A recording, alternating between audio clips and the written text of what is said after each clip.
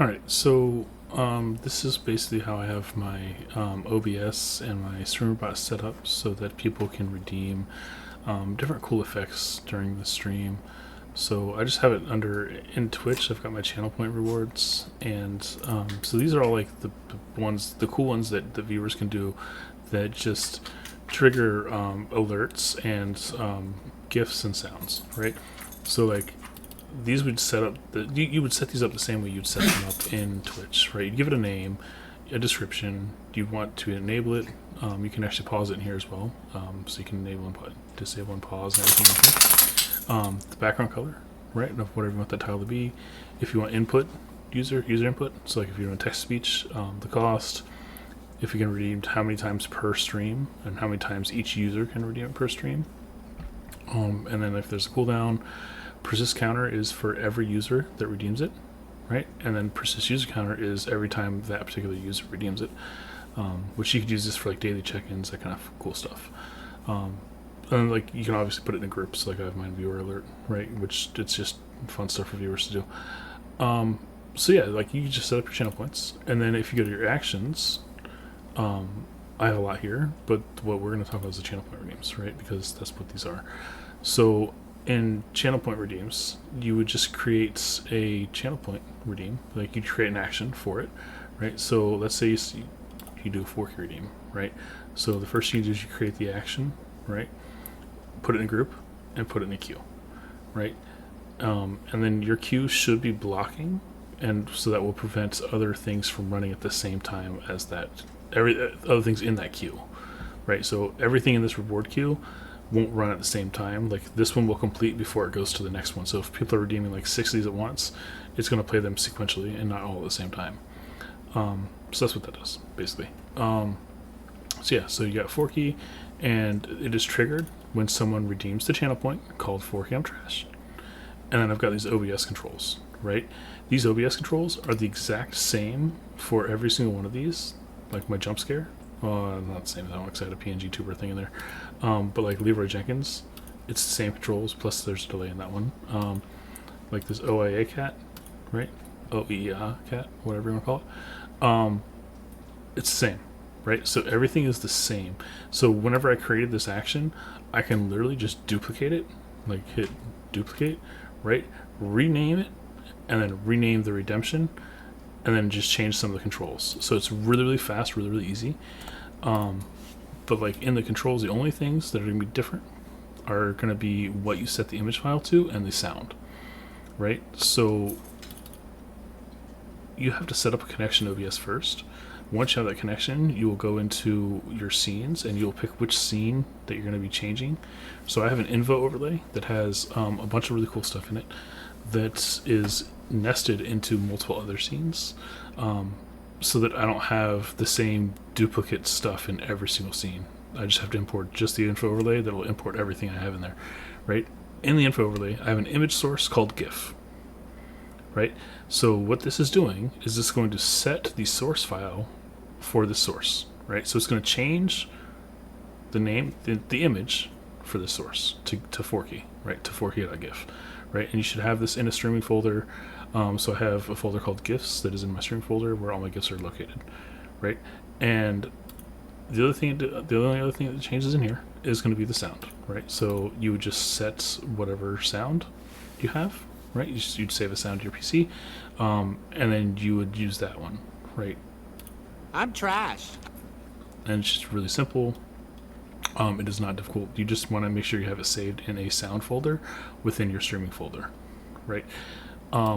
And so what happens is when someone redeems this set of actions is going to run, and the first thing it's going to do is going to change the image source to my Forky GIF.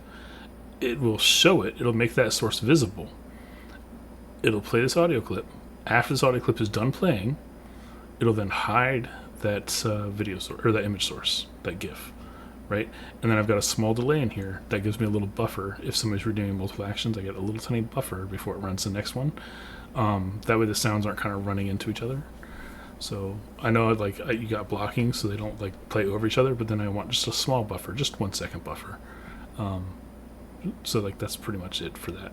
So you can copy and paste these and then just change these two things, just the source file and the audio clip. Done. That's all you gotta do, right? So now I will show you how to set it up in OBS. It is very, very simple, right? So on my Stream Deck, I've got a switch monitor button, so we'll just switch over to my other monitor. All right, and on this monitor, you can see like all of my audio settings are here, right? But that's all imported from my audio settings. So my audio settings are imported to every single one of these, right? Instead of having 6 or 7 different audio sources listed here and having like 20 different sources listed, because I've got to have like a whole bunch of stuff there, it's just this one thing, right? Just audio settings in each one of these categories and these two, right? So the same thing from info overlay. So if I go to my info overlay, where is it at? Down here. Here it is. Okay, so here's my info overlay. Alright, so let me set up a secondary monitor. Done. Add existing. There we go. Cool. Alright, so I just had to add the monitor here. So let me add the audio settings too, because right now it's just my mic. So if I go to add scene, this is how you add nested scenes. Add existing audio settings. Okay. Now all my audio settings are here, and I don't have to worry about them at all, right? The other things that are in my info overlay, which you don't see right now, like the last follow, which is not showing. I don't know why. Probably because I'm not live, maybe, I don't know.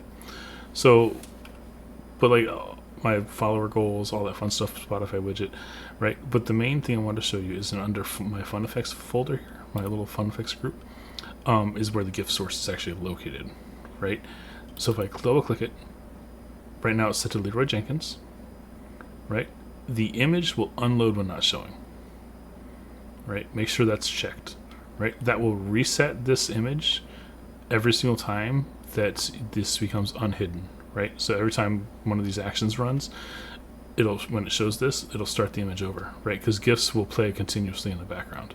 So just unload this, it'll use less system resources, and it'll start fresh every time, right? And to show you what I mean, so if I go back over to my other monitor, which I'm not going to show you because I want to stay on this one, right? If I go to that 4-key one, because it's a short, quick one, I'm going to hit redeem just to test it. I'm trashed. And it didn't show up on the screen. Oh, I know why. Let me go back over to, like, here, we're going to hide this, because I don't want duplicates, right? So, we're going to switch back over. Alright, so now we're back on the screen, right? So now let's try it again. And it should show up here in the corner. I'm trashed. There it is, right? And so all it did was replace Leroy Jenkins with 4-key. It showed it, played the audio clip, and hit it again, right? And now if I do Leroy Jenkins, it does the same thing. Leroy Jenkins! Right? And then there's that delay in it, so it continues playing.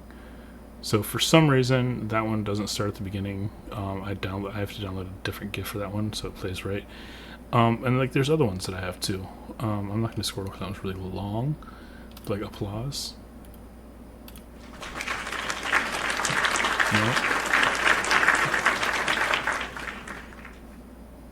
And then boom, hides it again. Very, very simple, not difficult to set up.